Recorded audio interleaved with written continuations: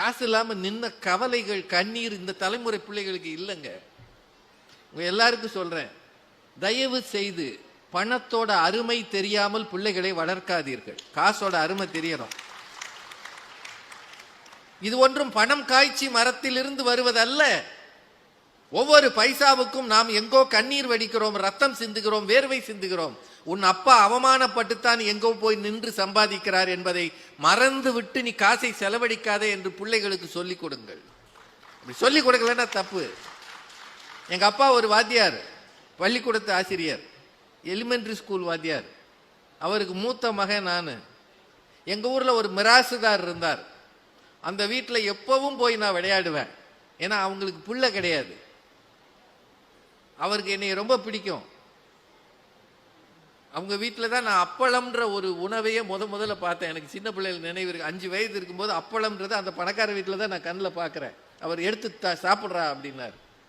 ஒவ்வொரு மாத கடைசியிலையும், எங்களுக்கெல்லாம் அந்த காலத்தில் இந்த அக்கௌண்ட் கிரெடிட் கிடையாதுங்க. மேனேஜர்னு ஒருத்தர் இருப்பார். அவர் நினைச்சா 10ஆம் தேதியோ 8ஆம் தேதியோ கூப்பிட்டு சம்பளம் கொடுப்பார். கவரில் கையில் கொடுப்பார். 200-300 ரூபா வாங்கியிருப்பாங்க. அது பெரிய சம்பளம். 60களில் 70களில் காசு இல்லாத காலம். எங்கள் அப்பா ஒவ்வொரு மாதமும் அந்த மாத கடைசியில் ஒரு பேப்பர், இந்த பேப்பரை இப்படி சின்னதாக கிழிச்சு, நோட்டு பேப்பரை கிழிச்சு உள்ள ஏதோ ஒன்று எழுதி மடித்து என்கிட்ட கொடுத்து விடுவார். போய் அவர்கிட்ட கொடுத்துட்டு வாடான்னு. நான் வழக்கமாக இந்த காரில் போகும்ல, ஜீங்கன்னு போகும்ல, வீட்டை விட்டு கிளம்புனே பைக் ஸ்டார்ட் பண்ணி கிருன்னு போகும்ல, அப்படி தான் போவேன். ஓடி போய் அந்த வீட்டில் அவரை பார்த்து அப்படி கொடுப்பேன். அவர் உள்ளே போய் ரூபா எடுத்துகிட்டு வந்து கொடுப்பாரு.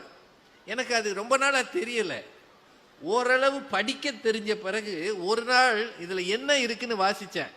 அதில் எழுதியிருந்தது, அன்புள்ள ஐயா அவர்களுக்கு நமஸ்காரம். வரும் என் மகன் வசம் ரூபாய் 10 கடனாக கொடுத்து அனுப்ப வேண்டிக் கொள்கிறேன். இந்த மாத சம்பளம் வந்த பிறகு திருப்பி தந்து விடுகிறேன். அன்புடன் அப்படின்னு கையெழுத்து போட்டிருந்தார். எனக்கு அப்படியே பரிதாபமாயிடுச்சு. இவ்வளவு நாள் அந்த வீட்டுக்குள்ள துள்ளி விளையாடுன நான் இந்த வீட்டு வாசல்ல கடன் வாங்க நிற்கிறேன்னு தெரிஞ்ச உடனே என் மனசு அப்படியே சூம்பி போச்சு. அதுக்கு பிறகு அந்த வீட்டுக்கு போறதையே நான் குறைச்சிக்கிட்டேன். ஏன்னா முன்ன மாதிரி உரிமை எடுத்து போக முடியாது. நானே இந்த வீட்டுக்கு கடன்காரன். கடன் என்றால் என்ன, வலி என்றால் என்ன தெரியாத பிள்ளைகள் இந்த தலைமுறையில் வாழ்கிறார்கள். பணத்தோட அருமை தெரியும்படி பிள்ளை வளர்த்து பாருங்கள். காசை பத்திரமா வச்சிருப்பான்.